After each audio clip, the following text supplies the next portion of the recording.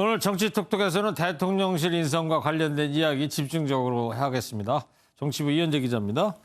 자, 오늘 대통령실 인선 발표됐는데 예상한 대로 국가안보실장에 윤석열 당선인의 50년 지기 김성한 전 차관이 임명됐어요. 초등학교 동창이라는 거 아닙니까? 네, 그렇습니다.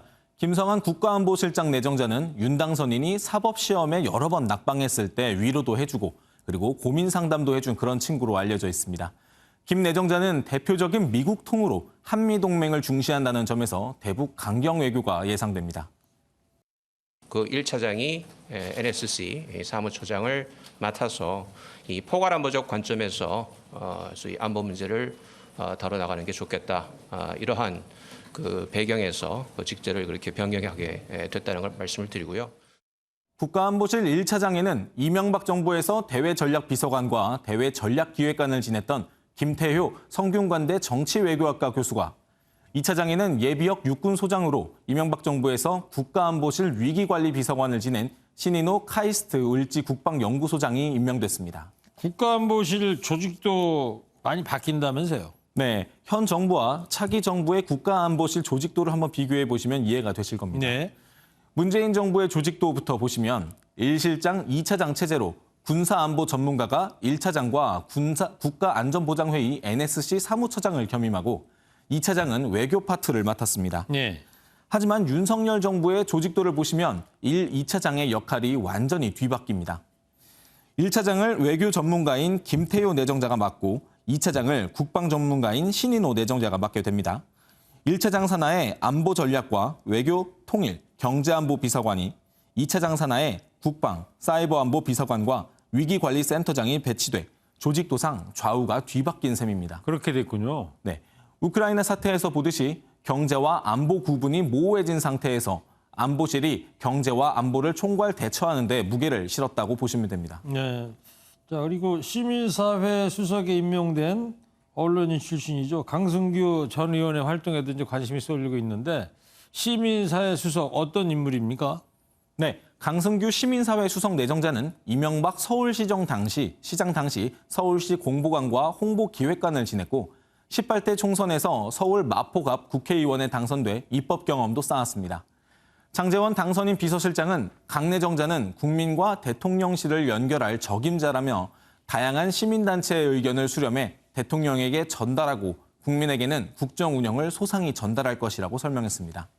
인수위가 시민단체 기부금 국민공개제 도입 등 검증 강화책을 내놓으면서 윤석열 정부와 시민단체의 갈등이 좀 예상이 되고 있는 상황인데요. 강 내정자가 시민단체와의 마찰을 최소화시키면서 개혁을 추진할 적임자로 낙점된 것으로 보입니다. 네. 자, 이번엔 새롭게 등장한 인물들도 한번 살펴볼 텐데 네. 이진복 정무수석 내정자하고 최영범 홍보수석 내정자죠? 네, 그렇습니다. 이진복 정무수석 내정자는 국회와 청와대, 지방자치단체장을 겸임한 모두 경험한 정치인 출신 인사입니다. 김영삼 정부 민정비서실 행정관과 정치특보실 국장 등을 지냈고 18대부터 20대 국회까지 내리 3선에 성공했습니다. 대표적인 친박계 의원으로 20대 국회 전반기에는 국회 정무위원장을 맡기도 했지만 박근혜 전 대통령 탄핵에 대한 책임을 지고 21대 총선에 불출마했습니다. 최영범 홍보수석 내정자는 30년 동안 기자 생활을 한 언론인 출신으로 지금은 대기업에서 커뮤니케이션 업무를 맡고 있습니다. 윤 당선인 측은 최 내정자가 언론과 적극적인 소통을 보여주길 기대한다 이렇게 밝혔습니다. 네. 자, 대통령실이 이렇게 직제가 이제 줄면서 근무 인원도 크게 줄어들게 된다면서요? 네, 그렇습니다. 문재인 정부 3실 8수석 체제에서 2실 5수석 체제로 대폭 축소했는데 근무 인원도 지금의 절반 이상 줄어든 200여 명으로 이제 예상이 되고 있습니다. 그 대통령실 인원 30%딱 잘라서 줄이겠다. 그 기준, 어떤 기준으로 30%를 줄이겠다는 것도 모호하거든요. 대통령실 인원이라는 게 딱 정원이 있는 게 아닙니다. 그래서 하여튼 조금 더 슬림하게 가겠다라는 원칙에는 변함이 없다는 말씀을 드립니다. 여기에 윤 당선인이 정책 전문성을 갖춘 직업 공무원을 더 선호한다 이렇게 알려졌다 보니까 정치권 출신 인사들의 불만이 점점 쌓이고 있다고 합니다. 이렇다 보니 안철수 인수위원장이 예전에 내각 발표가 시작됐을 때 했던 말이 다시 회자되고 있습니다.